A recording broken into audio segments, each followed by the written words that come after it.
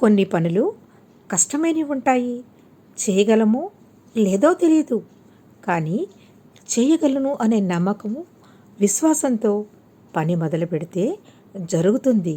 ఈ విషయాన్ని తెలిపేటందుకు ఒక కథ విందాము. కథలోకి వెళ్దాం. చందమామ కథ నిజమైన విశ్వాసం. 1961 మార్చి సంచిక నుండి. ఒకనాడు కొందరు గొల్ల స్త్రీలు ఒక ఊళ్ళో పాలమ్ముకొని తమ గ్రామానికి తిరిగిపోతుండగా ఒక ఇంటి వసారాలో ఒక శాస్త్రులు గారు పురాణం చదువుతూ ఉండటం వారికి వినిపించింది. ఆ స్త్రీలు పురాణం వినను కూడా లేదు. పురాణ శాస్త్రి గారు చెబుతున్న మొక్క ఒక్కటి మాత్రమే వారి చెవిన పడింది.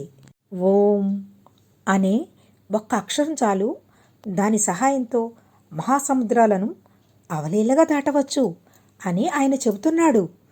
ఈ ఒక్క మొక్క గొల్ల స్త్రీల మనసుల్లో బాగా నాటుకుపోయింది. వారి అమాయక బుద్ధికి అది పరమ సత్యమనే తోచింది.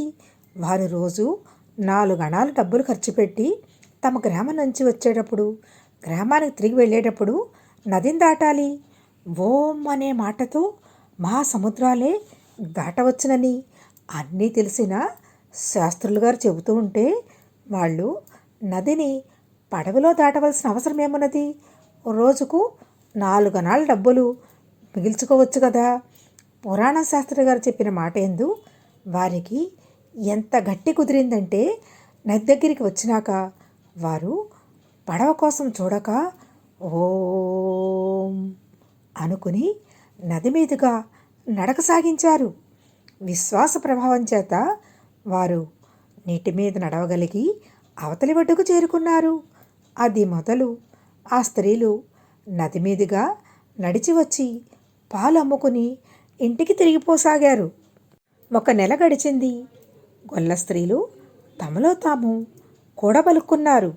ఆ శాస్త్రులు గారి ధర్మమా అంటూ మనం రోజుకు పావలా చొప్పున ఆదా చేసుకుంటూ వస్తున్నాం. ఆయన మనకు నది దాటే రహస్యం చెప్పకపోతే ఏమై ఉండును? అందుచేత ఆయనకు మనం కృతజ్ఞత చూపించాలి. మనం ఒకనాడు ఆయనను మన ఇంటికి పిలిచి భోజనం పెడదాం.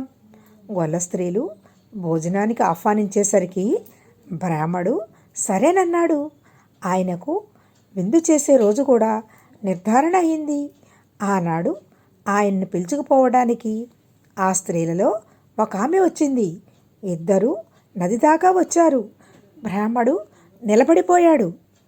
ఆగారం శాస్త్రులు గారు, పోదాం రండి అన్నది ఆ స్త్రీ. పడవరాని అన్నాడు బ్రాహ్మడు. పడవ దేనికండి?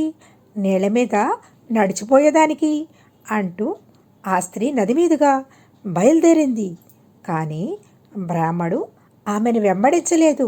ఆ స్త్రీ తిరిగి వచ్చి, అయ్యా, మీ పుణ్యానే కదా మేము రోజు నది దాడుతున్నాం అంటూ తాము ఆనాడు అతను చెప్పగా విన్న మాటలు, వాటి వల్ల తాము పొందిన మేలు చెప్పారు.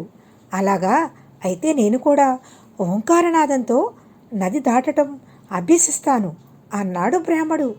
తరువాత ఆయన నదీ తీరాన ఉన్న వారి సహాయంతో నడుముకు ఒక పగ్గం కట్టుకొని కొసవాళ్లకిచ్చి, నేను మునిగే క్షణంలో నన్ను బయటికి లాగండి అని హెచ్చరించి నదిలో కాలు పెట్టాడు.